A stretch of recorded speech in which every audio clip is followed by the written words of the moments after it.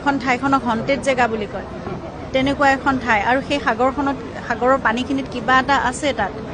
আগতেও বহুত ঘটনা হৈছে আৰু তাত কি কাৰণে মানুহ এনেকৈ ডুবি যায় হেৰাই যায় মৃত্যু হয় তাৰ কোনো কাৰণ নোলায় সদায় ড্ৰাউনিং বুলি এটা ৰিপৰ্ট আহে গতিকে তেনেকুৱা এখন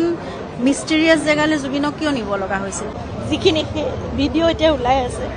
সেই মুহূৰ্তখিনিত অকণমান যত্ন ল'ব নোৱাৰিলে অকণমান মৰম কৰিব নোৱাৰিলে নে তেওঁ আঁতৰাই অনাটো একো ডাঙৰ কথা নাছিল পানীৰ পৰা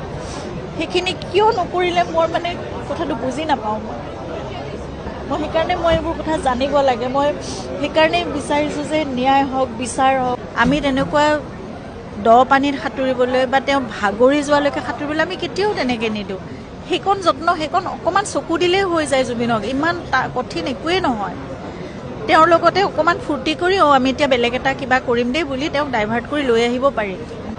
লাইফ জেকেট তেওঁ নিপিন্ধো বুলি যদি নিজেও ভাবিছে তেনেকৈ যাবলৈ দিয়াটো এটা কথা হ'ল নেকি সেইটো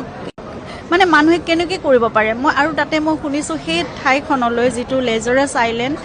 এতিয়া মই নিজে ইণ্টাৰনেটত মই বহুত পঢ়ি চাইছোঁ যে লেজাৰাছ আইলেণ্ড আচলতে আগৰ ছিংগাপুৰৰ এখন কোৱাৰেণ্টাইন আৰু যিবোৰ মহামাৰী হৈছিল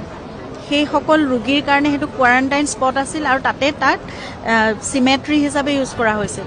গতিকে মোৰ বহুত প্ৰশ্ন আছে মই এই গোটেই প্ৰশ্নবোৰ এই ন্যায় মই বিচাৰোঁ